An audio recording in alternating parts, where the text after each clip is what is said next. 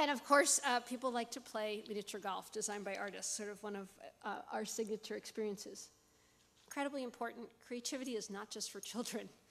We have a wonderful program run by the Children's Museum of the Arts on Governor's Island, and this is a wonderful opportunity for families just to drop in and have their kids work with artists whenever they're out on the island, and it's free and open to the public. At Figment, of course, you can see that the little girl on the left is an angel wings, courtesy of the costume cult, but you will notice there's an interesting outfit on the right. We have Figment, which I've alluded to, is sort of one of the signature experiences on the island. It's a participatory art, and I have said to David that, you know, full body paint is just not going to cut it anymore. We're now in our 4th year, but you'd be amazed at how adults like to wear angel wings and other things. And people like to create. And this opportunity to create things, not just to be a spectator, not just to watch a performance. We're seeing it again and again on Governor's Island and reaching out to a whole variety of groups who really are encouraging people to create things. This is, again, as Pioneers of Change. These were Dutch and American. These are women with various needlecraft. And you had the opportunity in another house to repair things, which was quite amazing. We're hoping to have the Fixers Collective on the island this summer. We also found that this impulse to create extended as we asked people to give feedback on our park plan. So we had this idea, this is from 2008, that we'd give people Post-it notes, and we said we'll have rubber stamps for kids. Well, we didn't realize that adults like rubber stamps as well. So we had all these sort of haikus. This is one of our favorite suggestions for the island as an ice cream cone with the crunchy bottom. So we did name the southern tip of the island Picnic Point. There was a big movement in our team to name it Crunchy Bottom, but we didn't think that would work. But this just gives you an idea of people, when you give them the tools to create, they will really do that, and we welcome that and encourage people to do more. People respond to art that is free and approachable, literally. The boat ride is free. We encourage arts presenters to do as much as they can for free, although we do have ticketed events, Lincoln Center Festival, the Archaeological Dig, and people actually like to be able to walk up to art.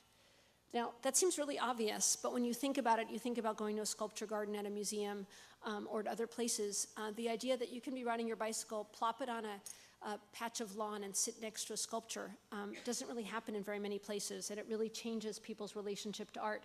This is part of the New Island Festival. For those of you who weren't there, there was a 400-foot catwalk that was sort of the center of the festival, which was free, and all kinds of things happen. Unfortunately, don't have a picture of the silent disco, which was one of the most popular things, but all kinds of spontaneous art activities.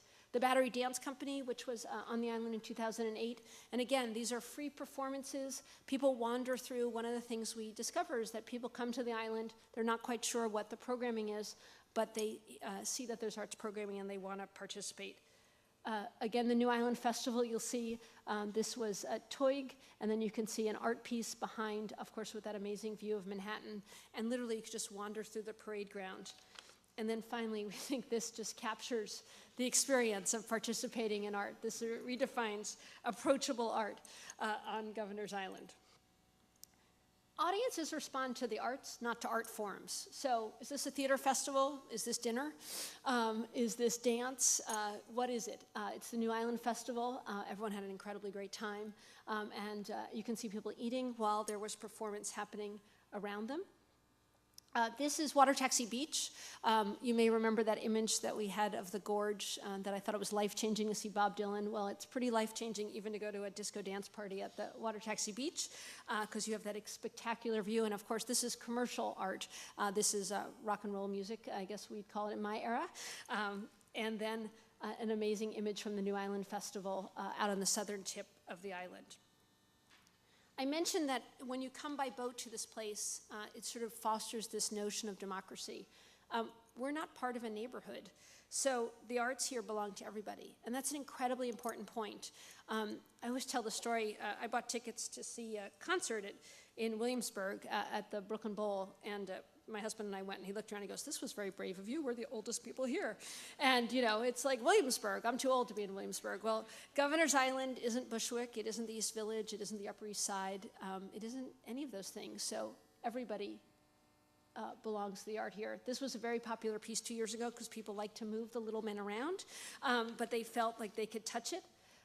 This is an art fair we host every year in one of our apartment buildings, 150 artists. They're not curated. They each take over a room, and people, you know, it's amazing. If you invite 150 artists, they all invite 20 friends. You have a really big day on Governor's Island. And Kate stole my thunder a little bit. This is a Punk Island, but what she neglected to mention is that we always host Punk Island the same day as Military Heritage Day.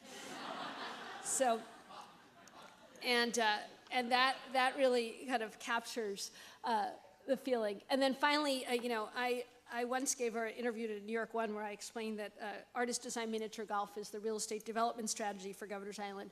But it is, and one of the things about artist design miniature golf, it's the ultimate experience of democracy. Everyone's bad at it, unless you're a child.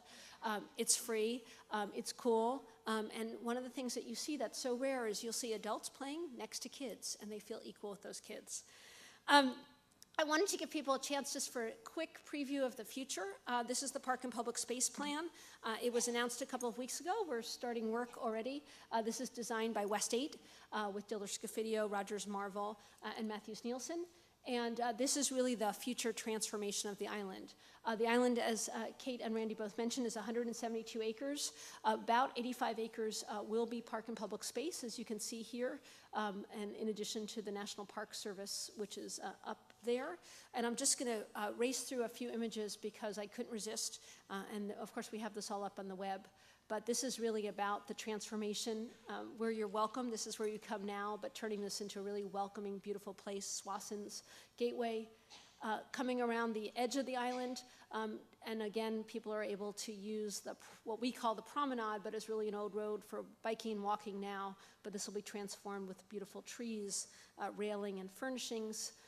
Coming around, this is the South Battery, which is one of the third fort, not the two spectacular forts owned by the Park Service, but the third fort, but turning that into a welcoming green plaza. Liggett Terrace, where we currently have miniature golf, turning that into a wonderful area for play, for art, for leisure. Hammock Grove, continuing the wonderful experience that we've already had with hammocks. We borrowed that name for an area of the park that will have beautiful botanic trees. The play lawn stretching out to the southern tip of the island, and you can see the new hills. And there they are. These are artificially constructed hills, the tallest 80 feet high. We're recycling debris from the buildings that we're demolishing on the island. And when I say life-changing, you know, Bob Dylan may be life-changing in the gorge, but this is truly life-changing when you can go up and get that 360-degree view of New York's harbor. And as you round back on the western shore of the island along the promenade, this is a sort of concession building, but designed by Diller Scofidio, built into the landscape and built right into the promenade, and as you're coming back to New York City. The island opens June 5th. We're very excited. We have all kinds of entertainments planned, which I'm not going to talk about because you'll have to come.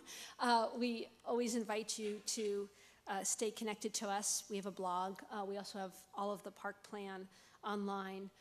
But I wanted to end with an anecdote that I think captures our experience of the island. I'm out on the island quite a bit in the summertime, of course, on the weekends, and I saw this couple and they looked a little lost, and I said, you know, can I help you? I don't wear a sort of staff t-shirt when I'm out there. And they said, well, we're looking for the art.